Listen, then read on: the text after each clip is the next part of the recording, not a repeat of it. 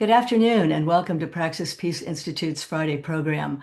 I'm Georgia Kelly, the director of Praxis. Today, we are hosting a master mythologist, weaver of context, astrologer, and expert on memes and symbols.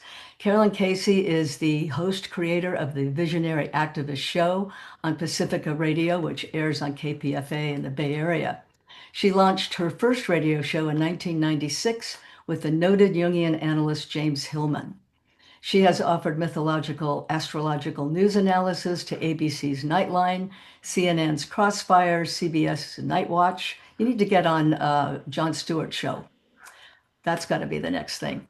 And her astrological interpretation of world news has been sought from interviews on the Washington Post and the London Sunday Times, among others.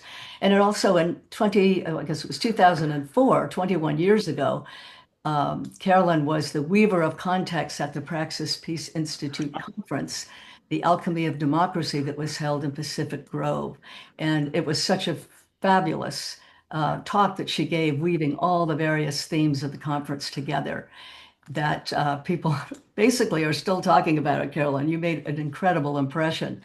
So she also holds a degree in semiotics from Brown University and is the author of Making the Gods Work for You. And I'm sure you can get this through her website, which we will put in the chat box. We did. And we'll talk about some of the upcoming events too, because she does astrological readings and they're fabulous. So I highly recommend that. And you can also schedule that on her website. And she's doing a 7-week course that's starting on July 22nd. It's a live video course on the Shift Network, which is all on Zoom. So this is the magical activism and trickster citizenship. And I'll ask her to talk about that more later in the interview. So welcome, Carolyn. It's fabulous to have you with us today. My pleasure. Woof woof. Yeah. Yeah, woof woof. So I'm going to start with the obvious question, I guess, because the focus of the program today is on the citizen as trickster. And you have often talked about some of the disruptions or cultural interventions that the trickster wields in shattering rigid positions. So I'd like you to elaborate on this role and tell us why the surprise and unexpected plays that this trickster uses can break the spell of what I actually called this morning the rote response syndrome and break into something else, break out of the reflexive thinking. At Praxis, we focus on critical thinking, but really, in order to get to a place where we can open our minds to think critically, we need something to break the trance or the rote syndrome that we're all kind of part of and break these patterns. And I think the citizen trickster or the trickster as a figure has the ability to break through those barriers. And this is a vital role in the process of where we are today in the world and where we can get to the point of talking to other people and breaking through barriers. So I'd like you to talk a little bit about that trickster role and maybe give us some examples. Right. Well, in times of danger, trickster comes alive in us and in nature. And for our purposes, we're calling trickster nature's evolutionary ingenuity. And we can find it everywhere. I really recommend a series on AMC called Turn. It's about spies in the Revolutionary War. We wouldn't be here but for them, and many crucial things. But there's a trickster there, historically true. Robert Townsend is a Quaker, so he doesn't want to harm anybody. And the other, also, cruelty everywhere. But he runs the bar where the Royal Navy is, so he gathers intelligence. But the printing press is beneath the bar. This is all true. And so he goes downstairs one night, and the Navy, the Tory Navy manuals are being printed, and he just switches them all so that nothing agrees with anything. So the next day, the Royal Navy's out there, and they're like raising the blue flag, but that should mean turn left. But no, and they're all in complete disarray, and nobody's harmed, but they're defeated. And we go, all right, let's just put a little bit of that in our backpack, right? So trickster, it's coyote. I lived with a coyote for 19 years. I have credibility. I've learned a lot. It's coyote, it's raven, it's seeds that sprout after cataclysm. It comes alive and against all odds. So now is perfect. I like to say democracy calling, tricksters recruiting. And it's that part of all of us I'll speak some astrology, and I think we have endogenous receptors for it, but it's nothing to believe in. Just let it wash over you if you're not familiar. But I want to dive us into the choreography of now, and that our word disaster means against the stars, disaster, and our word consider means with the stars. So we are now gathering to consider, to line up, in order to avert greater disasters. And we go, all right. So, so there's a powerful pattern. This is a metaphoric language. Again, it lives in us. Everything real, everything symbolic. So Pluto is the intelligence of death and rebirth. Goes around every 248 years. Now it is the sign in the sign of Cancer, of Aquarius for the next 20 years. All about community and the toxic mimic of community, which is a cult. Cults are the toxic mimic of community, and this is a big theme now in the world. Tyranny is a cult. The antidote is community. Really egalitarian, right? So it's like it's tricky. It's neck and neck. So so Pluto in Aquarius, for all of us, it's all the micro and the macro. Everything in the world pours into all of us in some customized way, to work it. So I like to say, just even for fun right now, it's like if we all suck the G out of kingdom, just inhale it and spit it out to where it belongs, which is everywhere, it leaves the kingdom of heaven is at hand, right? So we're composting kings, the G to have the kingdom part. So each degree of the zodiac has a metaphoric intelligence. It's an old tradition going back to Egypt. But Pluto has just now arrived at the degree, a deserter from the military following their conscience, a deserter from the military following their own wilderness path. Well, this is a good thing for us all to waft out into the world now. May everyone desert the military. May everyone follow their conscience. And we're not believing. It's not what's going to happen. It's what's available with which to cooperate. Already, people are quitting ICE, right? I mean, we know the horror, and we need to know the horror and the cruelty, and that we've outsourced our authority to the lowest, the devolutionary nadir of our rogue species, right? Cruel, corrupt, and churlish, like, so we want to insource our authority, in order to be good citizens. We call it our Saturn. We insource that. It's part of it's part of everything that I'm working on myself and also doing in the shift course and everything. But here now, why wait? To insource our authority, our Saturn. And for all of us who insource authority, we suck the chi out of outer authoritarianism.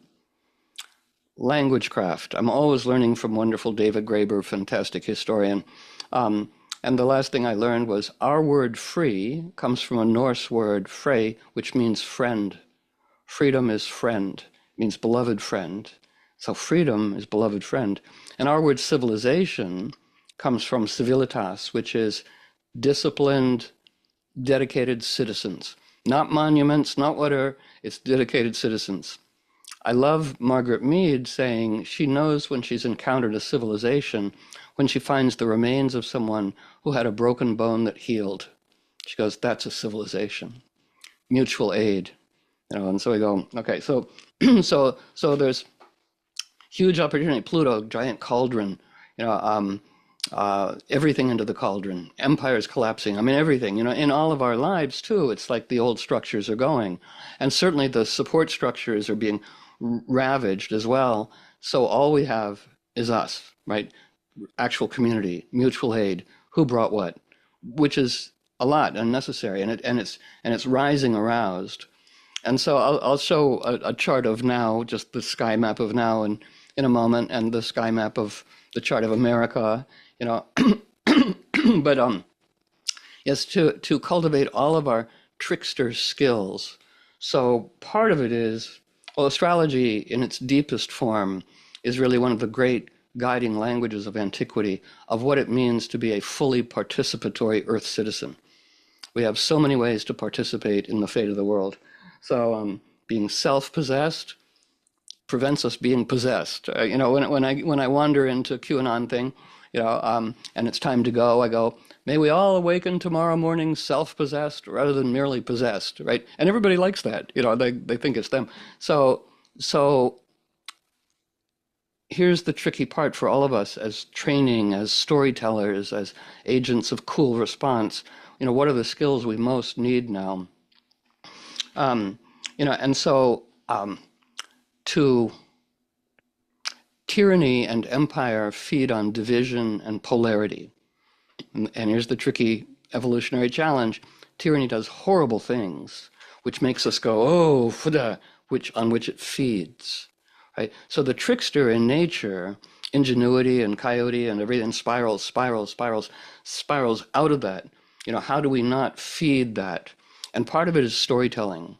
So when we see the beleaguered National Guard and the Marines, for God's sake, in Los Angeles, with no bedding or food or water or respect, and you go, here, lad, here's a taco and a much better story. Come on over. Come on over. It behooves us to craft our invitational storytelling, and to learn again how to spiral out of polarity. So, yeah, a lot of the things, Georgia, that I did put in the shift video, which is great. We can send it to anybody too, but it is useful. I'll pluck some of it. So I was in 2016. I was part of Pacifica's team. That's right. I work for KPFA and KPFK in Los Angeles now. And we were part of the reporting team. I was doing mythological reporting from the convention. And it's all anyway, but there's a satirical character named Vermin Supreme who's kind of a buddy, sort of a tricky buddy. But he said, the thing when you start to see polarity, you want to disrupt it with something surprising, not oppositional, but surprising. So the cops and I prefer to call protesters citizens. Let's play with our language. Where he says right before they face off, and so Vermin grabs a microphone and says to the police, remember to do it like we rehearsed it, lads. So throwing just a moment of confusion, like whose story are we in? It threw them off rhythm. And they were like, what? And then they were on bicycle, and he goes, you, third one, you're not bicycling very well. Now he's in third grade. Just for a millisecond, you just disrupt the thing. And then when it started to get tense again, he had the citizens chant, give the cops a raise. Give the cops a raise, which, again, even the police laughed. Laughter disrupts tyranny and forms bonds of actual community across the false divisions. A friend, a colleague, radio guest, John Michael Greer, says, if you want people to get nothing done but conflict, convince them they're on one side of something, you will only get heat. What two needs is three, which is the unifying story. Come on over here. Come on over here. Here we go. So that's that part of our dynamic, and so Pluto and Aquarius, giant cauldron, it's forming a 60-degree angle to Saturn and Neptune. This is an unusual, noteworthy alignment of the outer planets that represent social movements, deconditioning, huge forces of nature's intelligence, and keepers of the whole big conversation, cultural and biological. And again, they all pour into us, all these issues about democracy and are we behaving in a democratic fashion and tyranny and where do we get annoyed. So they're sextiling Saturn and Neptune. Saturn's our authority, Neptune's dreams. And in many traditions and folklore, right, it's about, like in Santeria, Obatala is a Saturn figure. He's a keeper of the cool head. And Saturn also is the intelligence of cool. And our word cool, popularized by jazz musicians in the 40s, is a Yoruba word, kulu kulu, and it meant completely responsible. The cool guy is taking care of the community. The cool musician, just the artist, the instrument, the divine, no overplaying, no celebrity. And in English, and in Yoruba as in English, it also means temperature. And so the Yoruba said, what we want to practice as good citizens is even right now, especially it's hot where you are, it's hot where I am, right? To imagine our heads as cool temperature, moving all the heat in the head down to the heart where it belongs. So it's cool head, warm heart, opposite of road rage, right? Which is hot head, cold heart, right? So cool head. And the Yoruba said this allows people to enter into hot situations as agents of cool out response rather than hot reactivity.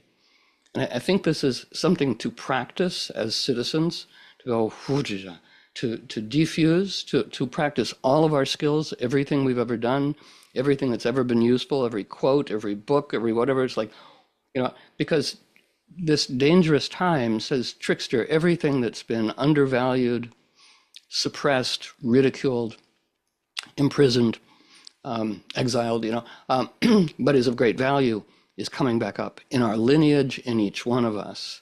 So when I start off on this quirky journey, I mean, it's hard to know where we all begin, but, I'll just, 1970, I'm the hip kid, I'm the precocious kid who gets to hang out with these very cool older people. And we're doing responsible entheogenic use. And there are left-wing writers, and there are people coming back from India, and we're all studying divination, and we're reading the Whole Earth Catalog, and reading everything that it recommends, Carl Jung and Joseph Campbell, and, while we're on mushrooms, and not, and tarot and astrology. And that's where I go, this is it. Okay, astrology, something. Either it's, if it's true, it's the only way to live, and if not, it's still the only way to live. So here we go. And so for me, spirituality, metaphysics, and there were people clerking for the Supreme Courts who were. It was a real moment of a salon that will never happen like that again. But it was like, but other things will. But was extraordinary. So for me, metaphysics, astrology, spirituality, entheogens, political activism are inextricably intertwined. A lot of the spiritual stuff, that I don't know, we get in our email or whatever. It's much of a muchness, right? And I do have some feisty phrases. Sometimes it's henna and a honky in a hot tub. It's like personal salvation. It's like, no, not anymore, not anymore. It's like everything, whatever we do for ourselves grants us the spiritual muscle tone to participate in doing that in the world, to break old spells and take new vows. So just briefly, so Pluto, 60-degree angle to Saturn and Neptune. Saturn, what's most real? Neptune is dreams. It's in Aries. Every time Saturn's in Aries, every 29 years, it's a whole new thing. Last time was internet. Before that, the 60s. And Neptune, dreams and vision, they're together in Aries, a whole new thing. So everything into the cauldron in our own personal lives and collective lives. And what shall we ladle out? What's the desirable vision, of a free civilization, of mutual aid and reverent ingenuity? We know from all your dedicated work and George's work and the conferences she does and the wonderful guests you have next week, for 30 years, it's 30 years I've been doing the Visionary Activist Show, which is the wedding of, animism and social action. And so it's critique and solution, like where's a problem and who's doing something great. So we know we are wealthy with ingenious solutions. It's the leadership structure that's like, we could do this. And that's where a little bit of experimental, believe nothing, entertain possibilities, right? We don't want to outsource our autonomy by believing anything, but to entertain possibilities. And Uranus, Trickster coming alive in us, says it's nature's evolutionary trickster genius. So it has no category about success, fail. It's just try that. Try that. No. Try that. No. Try that. Whew. Experiment, again, follow own conscience. I would think that everyone here on some level is in a restructuring in their life, some way. And it is, what to clean out, what on every kind of level do we want to take with us and what to leave behind. So Saturn and Neptune, what's most real is dreams and imagination. And in Arabic, there's something called the Alam al-Mithral. It's the world where dreams are the most real thing, and we're there now. And so part of our journey from the election, is and after the election, I'm here outside D.C. in my little witch's house. But after the election, I was scheduled to come to California, talks, radio. I'm like, oh, what am I going to do? And so I don't know how many of you know Leonard Cohen's excellent song, You Want It Darker. He wrote that the first time Trump was elected in 2016, recorded it, and then he died. Thank you for, but it's 1,000 candles lit for the help that never came. You extinguished the flame. You want it darker. It's like, I guess we did. Act four. And then I look to the astrological language, and the mythological language. Metaphors are eager to incarnate. I go, all right, what about positive darker? Positive darker. Dark moon Lilith is a part of the astrological vocabulary. It's not a body, but it's a point where the moon's orbit would balance out if it were circular. But welcome idea. And dark moon Lilith, as we might remember, Lilith is an egalitarian. She leaves Adam because she goes, "You tyrannical dingbat," because he's outraged that she wants to make love on top. That's the Bible story, and she goes, just find somebody more compliant.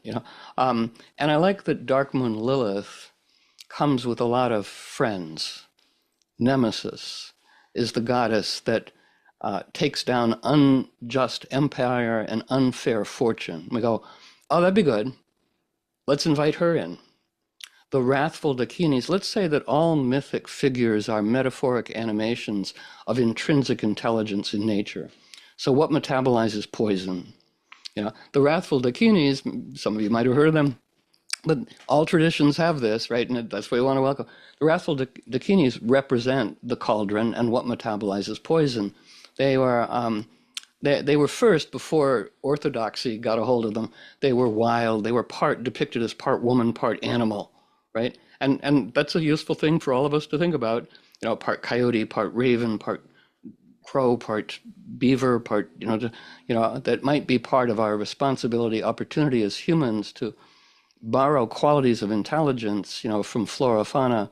So the wrathful Dakinis metabolize poison. They take the poison of anger and cook it in the cauldron, into the tonic of wrath. Fierce protection of all life.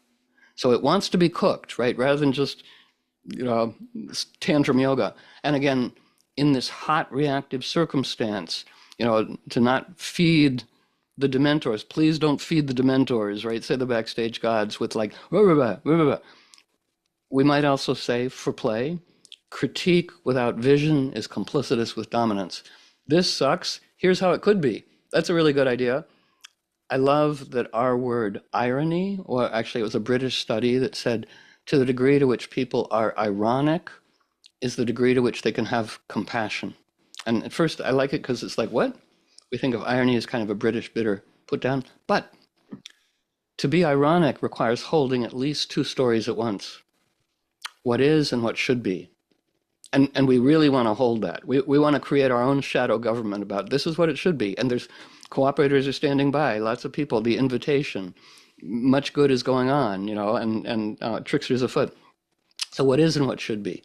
And also what is and what people are pretending it is, right? So bogus detector important. And to be compassionate is our craft of holding more and more stories simultaneously. Oh, that's why they did that, because they're in that movie. So yeah, a friend says, we're suffering from irony deficiency, and we go, all right, so many stories. So the wrathful Dakinis, like they would compost the poison of seduction and cook it into the tonic of magnetism, bring everything alive, right? So everything going into the cauldron to ladle out and welcome back in our own lives, the disobedient, coyote, trickster part of us, that it's turn now.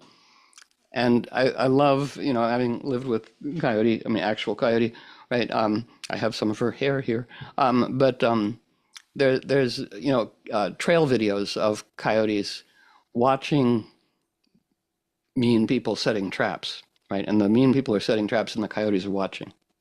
And the mean people go on and the coyotes dig up the traps, spring the traps with a stick as a community service, right? It's really great and smart too. And then for attitudinal flourish, pee all over it. And it's like, this is something each one of us can do. Watch the traps, spring the traps, pee all over it. So are you wanting to speak, oh great Georgia? Yeah, well, there so many things come to mind as you're talking, and I just want to bring up one thing because, and then I want you to show a chart if you'd like and talk Yeah, about yeah. programs you're going to do. But when you talked about anger and poison, and this is an example that I had in my life several years ago when I was in a car accident. Um, I was told that the woman who hit me head on, and she was passing on a blind curve and hit me head on, and I was in the hospital with lots of things broken, and I was told that she was drunk, that the woman was drunk who hit me head on. I had no pain from the accident, actually, even with all this broken stuff. I had no pain whatsoever. And as soon as I started to get angry because this drunk woman hit me on a blind curve, I could feel the pain begin. It was like I could feel poison actually going into my bloodstream. And I had a split second to decide, am I going to indulge this anger at this person or am I going to let it go? And it's really pain or no pain. That's the choice. I decided to let it go. And I didn't have any pain, even after surgery. So there was something, that lesson to me, I'll never forget, that anger is poison. Right, and grievance even more so. Hmm. So if tyranny runs on grievance. I work with a lot of political ally organizers, and my friend Pat said, what's the antidote, the antonym of grievance? And it's like gratitude, but also grief. Hmm. Grief is love. Grievance is hatred. And tyranny runs on grievance. Yeah. And, and I've been working this for a while, and it was even like, right, the fate of the world requires all of us dissolving grievance. And then soul searching, because I was leading classes and stuff, and I was like, I don't have grievance. And then it's like, oh, little tripwires, the people who did, and I think we might be able to keep grudges because it sounds like a cute animal, and as Fran Lebowitz says, grudges just means you have standards, right? But grievance, and I love to turn to Terry Pratchett's animistic witch novels. They are fabulously inspiring and pertinent, and my favorite, I Shall Wear Midnight. The cunning man comes to town and creates mob mind, which allows people to do horrible things.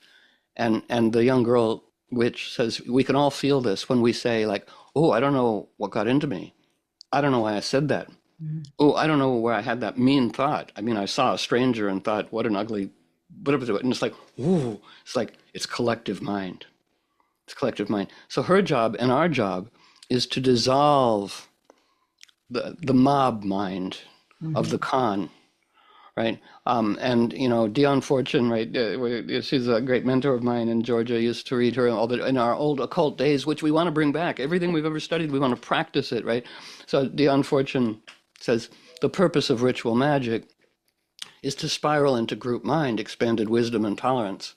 And for those of us here right now who are not under immediate reactive pressure, like right at this moment, nobody we love is being killed in front of us, which would be very hard to be cool about, just so it behooves all of us to waft into collective group mind an expanded repertoire of support and solace and responses available to all under huge crisis. I mean, I think that's, part of it.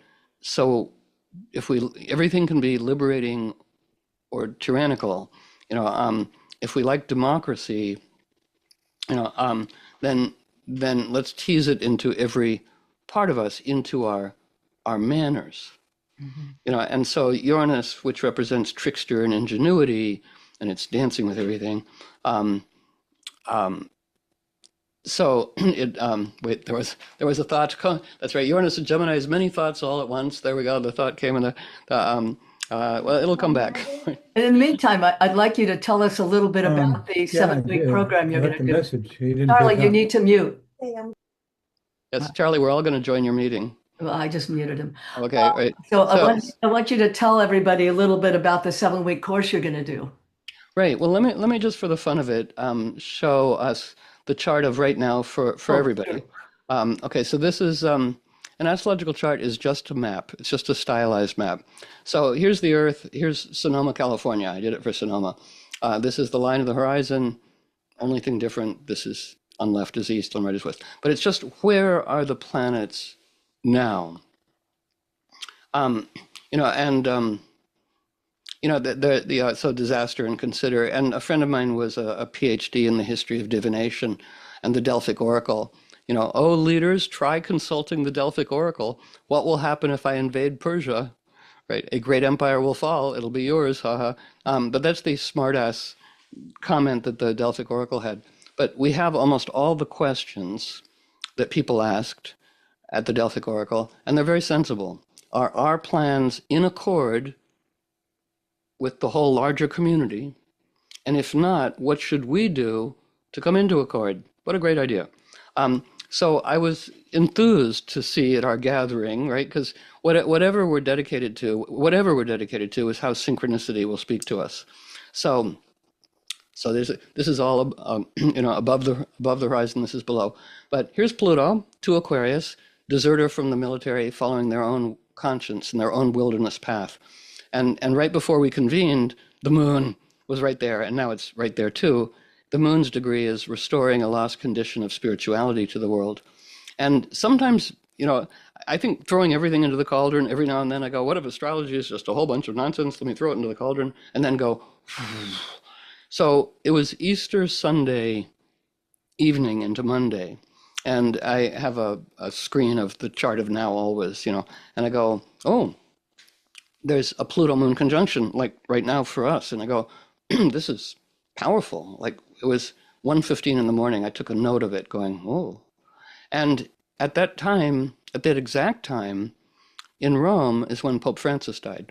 The moon Pluto conjunction at restoring a lost condition of spirituality to the world.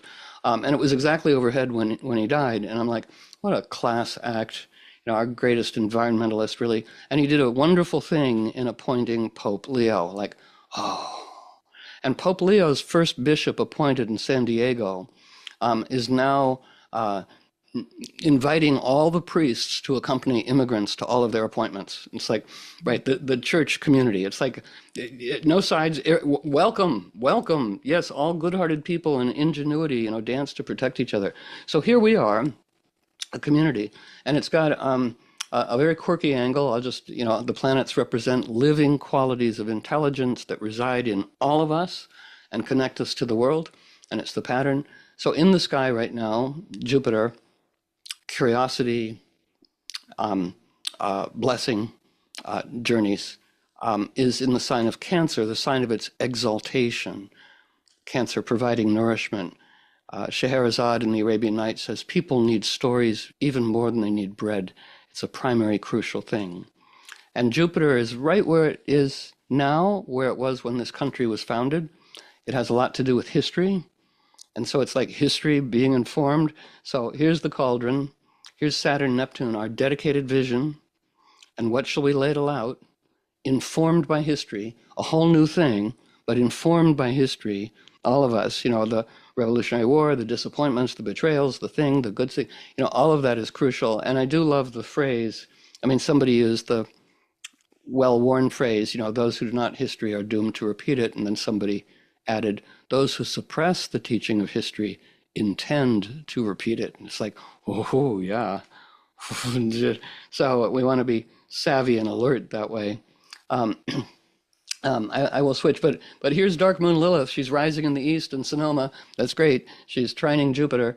She comes with all of her friends, Nemesis and the wrathful Dakinis, and little asteroid Vesta, goddess of the hearth, that says we are divested of orthodoxy, denied, delayed this realm until one has lit the hearth fire dedicated to collective well-being, and then everything proceeds. And I was also delighted going, oh, this wants to happen. Whatever we're doing here, it wants to happen, and why are we convening, with good-hearted, dedicated people to encourage their liberating storycraft, to be truth-sayers, the old word is soothsayers, to be informed, because a way out of polarity, I learned this from being not effective, but a friend of mine, when I was not effective, I was angry at artists who were saying, we had to go to war with Iraq. I'm like, and not received well. But my friend said, people never mind being asked, did you know? Mm-hmm. Unless we ask it in a snarky way. So the more informed all of us are, did you know about this? Oh, no, I didn't. now we've broken the circle. We've turned it into a spiral. And again, questions like, well, what's your definition of good leadership? What's your definition of the function of government? It's like, I mean, what's your story? What's your story? So again, the power of story and informed history, to ladle everything out. Part of the election, for me, and I think for us, is we got smoked on our strong suit.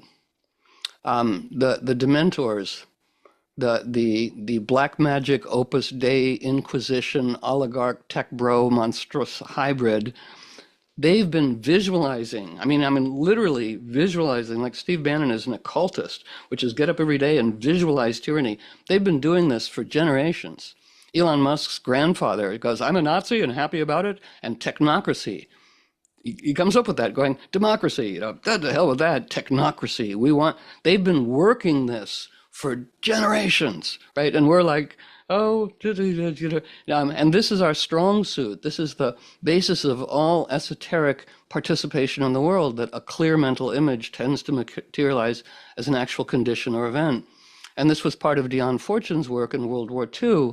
The British government hired her because the Brits are eccentric and tolerant and in weird ways. They hired Dion Fortune to organize all the ritualists of Britain to do ritual to protect Britain from the Nazi invasion. Now, she was doing it by mail. We have Zoom. Hey, but she would get them to, do a particular ritual, do a particular thought, to animate a particular symbol, to do map magic, to prevent something from happening. And I think, I've been studying it a long time. I think it's not the only thing, but I think it really had an effect. Because when the Nazis took France and Paris, everyone, even the Brits, thought the Nazi invasion of Britain was going to succeed. I mean, it's like, again, it's all here now. Everything despicable about our species is here now. From the beginning of time, the greed, the corruption, the cruelty, the churlishness, the, ignorance, the whatever. It's like, wow, it's all here. All conveniently here to throw into the cauldron, going, all right, anything not in accord with cooperating with nature's humble genius, into the cauldron. So there. Yeah. Yes, and other things, right? Okay, so Oh, do you want to take this off the screen now? I will take this off the screen now, and then I do have the U.S. chart for fun. Ro- But when you say what is the course you're giving, and it's like, well, Yeah. it's everything I'm talking about, but each week will be a part of ourselves. So we begin with Saturn, although it's going to take us everywhere, and just that idea of dedicated visualization. And for all of us now, it says, what is our deepest dedication? And in all the esoteric work, all the things that we all started off in the Kabbalah and everything, it said, do not turn the page, do not whatever, until you answer the question, what do you want? And don't make it vague like enlightenment or world peace. What is a specific thing? And you're going to craft this.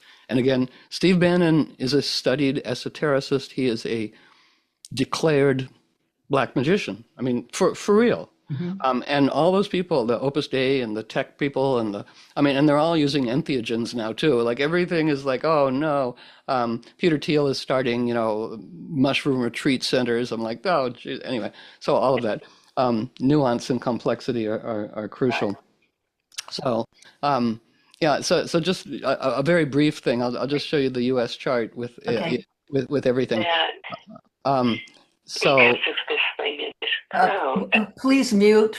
he was very uh, difficult for it's like there we go. It's like a shortwave radio coming in.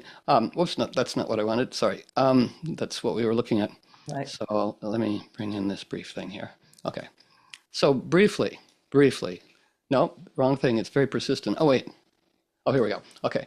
So what we have here for fun, in the center is the chart for America. Now there's many charts for time. Some people like July 2nd, which is the kind of beginning of the Declaration of Independence, and it's the day when the Onondaga and the Iroquois people gave the founding fathers permission to declare independence. So that's cool. But this is July 4th, and there's many times. There is, if we look at the back of a $100 bill, There's a clock tower on it with a quite specific time, 2:25 p.m. And the esotericists, the Masons, the founding fathers were quite specific about that. So if we do a chart for that, I use this chart, it gives 9 Scorpio rising, which is a wonderful image. It's fellowship supper reunites old comrades. And it's like, well, that's what this country's supposed to be, for goodness sake. So the center is where the planets were when this country was founded. Look, here's Jupiter. Here's Jupiter. It's a Jupiter return. Time to renew the story based on history. Here's Dark Moon Lilith. And for us right now, Dark Moon Lilith's image is the Renaissance Council, the convening of those dedicated citizens. Not snootiness, but here we are, people who are dedicated to collective well-being. Next to Vesta, light the heart fire for the community. Vesta's image is rooting out corruption. We go, yeah. Juno, little asteroid's image is a woman made fertile by her own spirit, so it's like egalitarian. But I'm also, the last thing I'll do on this, because you can go on forever because it's fun, but Venus in the sky, for us, this is why I go, oh, we want to gather now, it's adorable. Venus in the sky is at 8 degrees of Gemini. When this country was founded, Uranus, its trickster genius, its democratic spirit, is 8 Gemini. So we are here intimate with the liberating best qualities of this country. And the image for that degree, for Venus now and for Uranus in the chart of America always, is a quiver filled with arrows. And I like embellishing, may they all be tipped with compassion, with tyranny as its target. Futum. So just as a party favor, we'll bring in New Orleans too, but that would be for a day-long thing. But just as a party favor, people get metaphoric things. So everybody's got a quiver filled with arrows, tipped with compassion, with tyranny as its target. Futum, futum, futum. So play with that. Yeah, this sounds like a fascinating course that you're planning on the 22nd. It begins, correct? Yeah, which is a great, great day. It's challenging working with another marketing team. I'm like, no, because there's AI involved. It's like, no. But the I Ching was good. The I Ching was good. Every time I thought maybe I'll bail out, the I Ching said, No, you need to resist. Well, it said resist the impulse of being an outlaw again, because if you stay with this, it'll be good. I'm like, you're right. Okay, that's good. So yeah. And so it's also the power of liberating blessing. Cooperators are standing by, the teachings of Trickster and the capacity to do impossible things.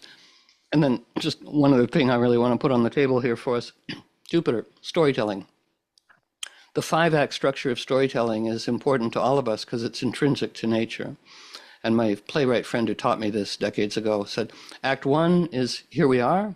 Act 2 is away. Woo. Act 3 is oops, uh-oh. Act 4 is evil. The up to no good seems to be winning. And Act 5 is the Renaissance, the redemption, the wedding, the kiss. And she says, so much of people's storytelling either ends with Act 4. Bertolt Brecht addressed this. He called it 5 obstacles to telling the truth. I like to make it 5 opportunities, but he goes, good peoples tell this story. We are good, we come up against badness, we are crushed because we are good. And he goes, you got to quit telling that story about how the good is weak as water is wet. Throw it into the cauldron. Aligned with nature, aligned with good-hearted people, aligned with the forces of democracy. Yes, tyranny, but democracy. It's the great movie Enemy of the State. I don't know how many of you have seen it. The Gene Hackman character. It's everything's useful. Everything's useful from ancient myth to movies. So Enemy of the State is a great movie. Gene Hackman is a former NSA guy, right? And he says to Will Smith, their strengths are their weaknesses. Our weaknesses are our strengths. They're large and lumbering and brutal. We're small and agile and ingenious and kind. Right. So love that image. Yeah. So we don't have much time, but if anyone would like to ask a question of Caroline, this would be the time to do it.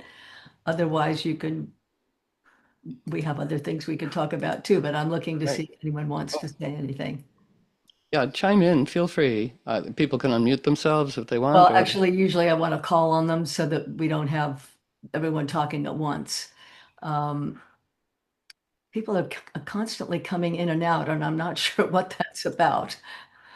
All Okay, right. Terry, you have your hand up. Go ahead, Terry. You can unmute.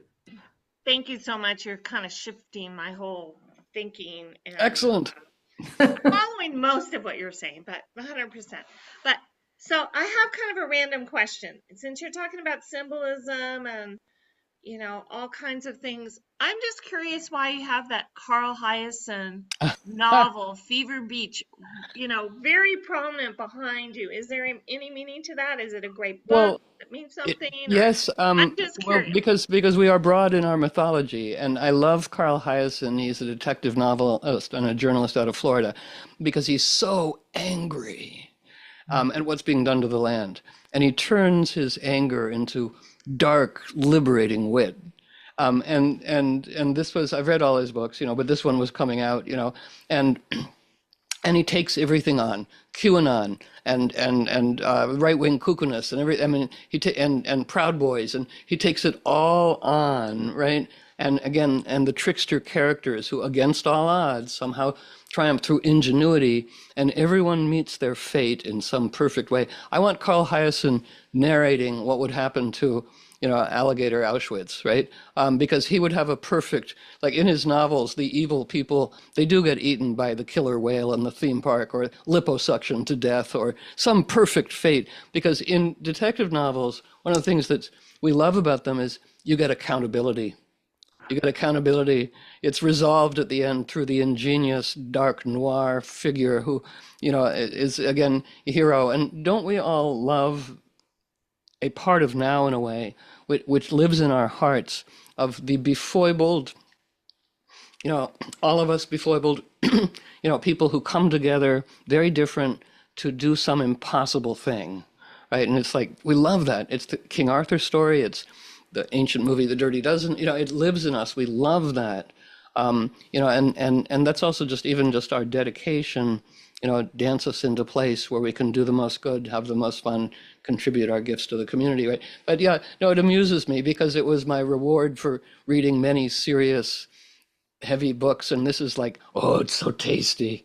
It's so satisfying. So I'll probably rotate around, but I've been very happy having it there. And I like having it there next to the Egyptian image of the heart being weighed against a feather, which is a reminder to all of us every hour, right? The soul is led by Anubis to the scales where their heart is weighed against a feather. And if it's equal or lighter than a feather, they proceed. There we go. They proceed to the cool place. And if their heart is heavier than a feather, they get eaten by Nom Nom, the alligator god. Nom, nom, nom, nom. So I like Carl Hyacin is about justice, and the Egyptian ancient image is about justice. And then there's my Oaxacan lizard, who's just very Mr. Positive, right? So yeah, everything's got meaning. But that's a fun question. Thank you. Um, um, Right. And Galen says, thank you for the talk. Find anger to be a challenge that freezes my imagination and compassion. Yeah, how to deal with anger. Talk to it. I hosted fire responders on radio and stuff like that, and it's a Mars thing. And they go, for anybody to respond, like to help and put a fire out, to help somebody, whatever, you must be aroused,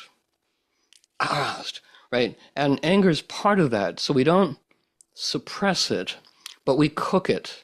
What is it wants to be? And again, part of our practicing is we don't feed the dementors with that hot reactivity. Like, oh yeah, oh yeah.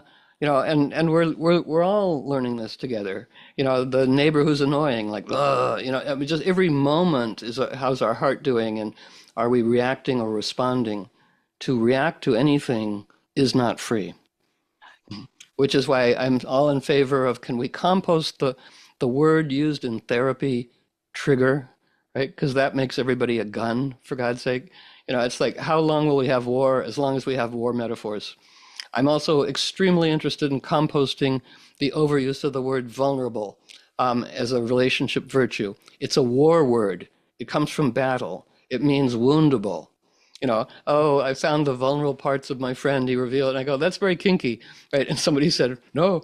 And I go, no, it means woundable, really, And he said, well, what would you replace it with? And I go, it's not the same thing, but how about the word available?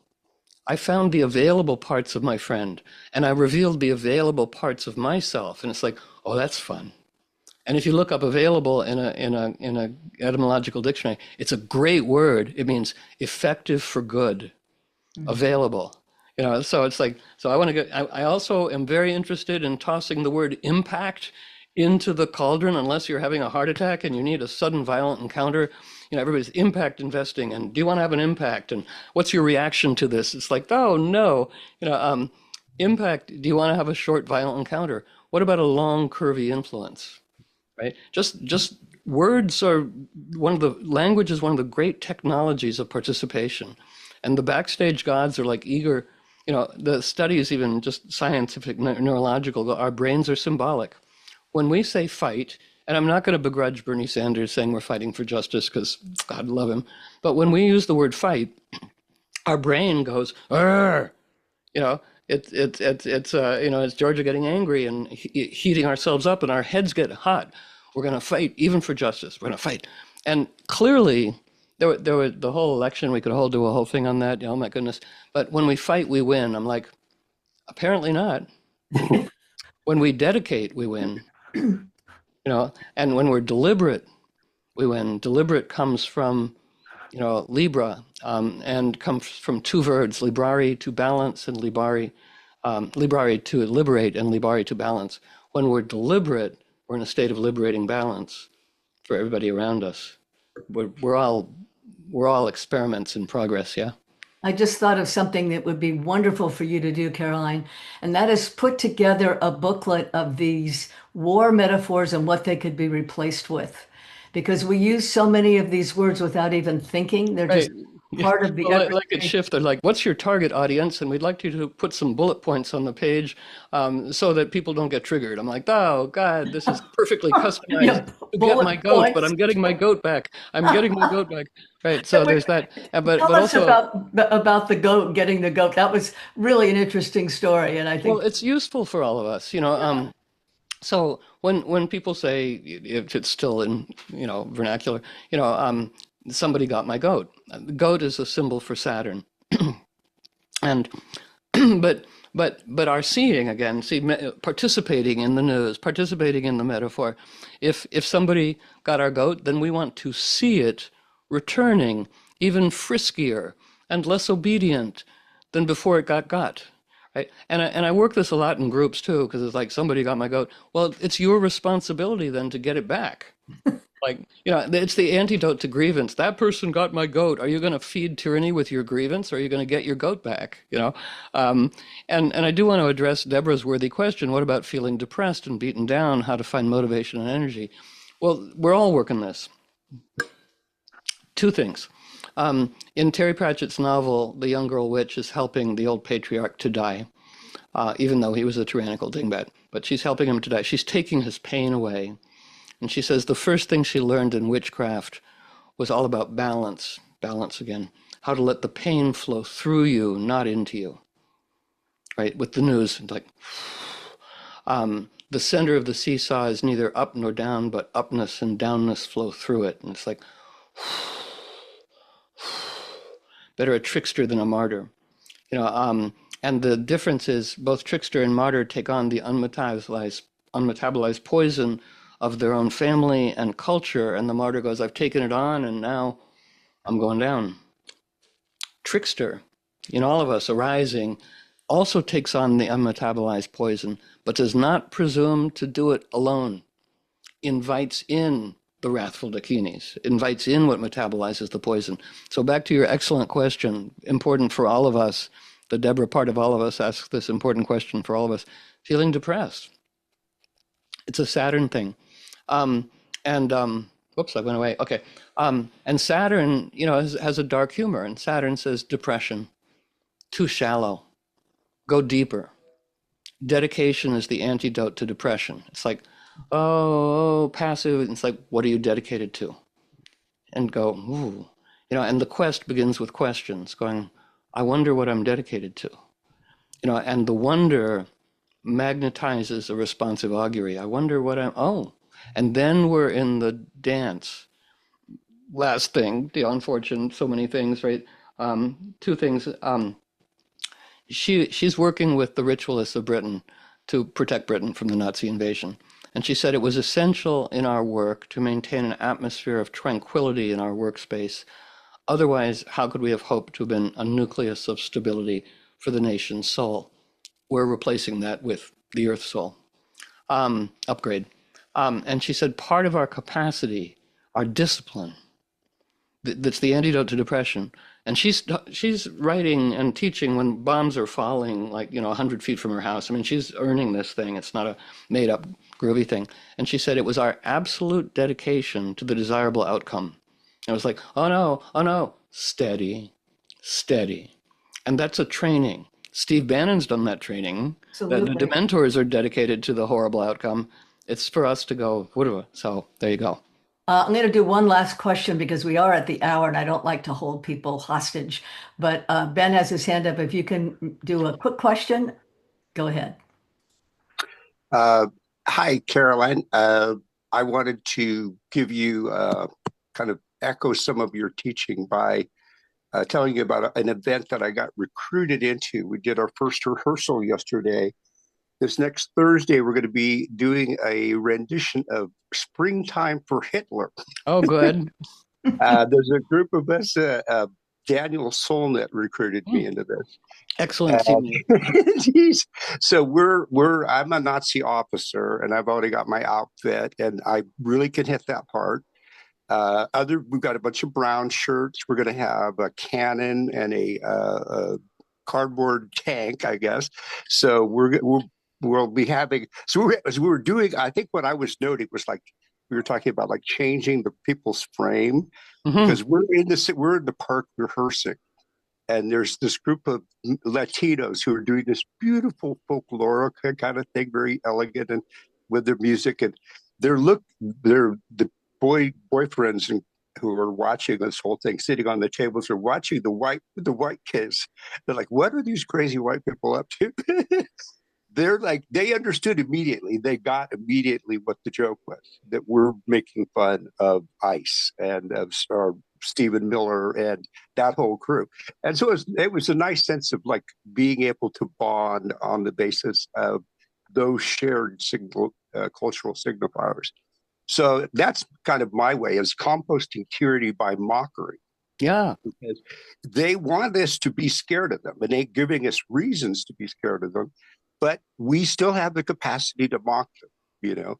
Our final gesture in the whole choreography is a one finger salute to the great leader. So that's sort of the end of that, just to put a point on it. So that's my work at this point. Yes. Springtime for Hitler and winter for Poland and France. I remember the movie well. Yeah, that's really good. No, and that's a great place to just bring. I just have one short thing, George. Because it ties in with what Ben is saying. So I scan the news for who's doing well. And I sometimes get exasperated with what passes for astrology out there, like what's going to happen, and it's like, okay. But I scan and I go, Letitia James, the New York District Attorney, Attorney General for New York, has her Mercury at 3 degrees of Scorpio. Zoran Mandami has his Mercury at 3 Scorpio. It's significant. There's 360 options, right? And they go, and Pluto right now is squaring that. So some astrologers will go, oh, Pluto square, oh no. And it's like, stop that colonial nonsense. And I just want to give you Letitia James, without knowing she's doing it, being a great example to all of us about how to work with Pluto. It takes a mission. I mean, you've got a mission. Satire is important. The Celts thought that only satire could bring down tyranny. Everything. Yeah, mockery, satire. But it's all, we're all practicing, right? Because even the middle finger salute is polarity. We're all working this, going, Anyway, so a million stories, but I'll stop. But Letitia James, and Zoran Mandani just really impressive. Pluto squaring their Mercury, which astrologers were like, oh no, but they have a mission. And so Letitia James did this great, act, without knowing it, act 1 through, we're all in act 4, like, whoa. And so she takes us all the way down to the cruelty and all the things that we know, that what we must know. And then at the end of her short talk, she goes, I was trained by adversity. I was tried by fire because I'm from Brooklyn. I have a fellowship. My mission is clear. I'm focused. I'm prepared. I'm ready. I've been trained by the best. I'm coming for you, tyranny. It's like, I like to play that in the morning. It's like, oh, that's how you do it. Yeah, It's it so sounds like a interesting. prayer, a morning prayer for every It's a day. morning prayer. Again, I'm focused, I'm prepared, I'm ready. I've been trained by the best. And it's like, yeah. And Harriet Tubman. Okay, other lectures to bring in Harriet Tubman and as a great animist, the power of animism. Another talk someday, Georgia. That's right. Yeah. We're Well, having a good time, but I will respect everybody's wonderfulness. Thank you, we want team. to bring you out here, Caroline. That would be the Yeah, best thing to do is have you out here. that would be super wonderful. Maybe in the fall. Yeah. Yeah, well, let's talk this weekend if you have time. Yeah, that's good. All right, Match. thank you. Thank you, team. Thank you, team. Oh, there's a hand from Ben. There's been He's Ben. clapping. He's clapping. Oh, that's a clapping hand. Oh, very That's a wonderful. clapping Thank you. paw. Thank you for the dance, Ben. That's right with a yeah, wonderful. Thank you, everybody. Thank you so much, Carolyn. This was smashing. We really got a lot from it. That's good. That's A a lot to miracle. think about. You'll get the video tonight. Everybody on the call and anyone who registered will get the video tonight. Oh, that's great. Eventually, it'll be on our YouTube channel. And I meant to tell you, Carolyn, Oh, ever since we just got this thing going, people have been watching the other ones that you did for us before on oh, our why? YouTube channel. Right. I don't even know this. And also, team, Coyote, I put it in the chat, coyotenetworknews.com. Right. My website, you can hear the shows, the radio shows for free. They're all in the archives.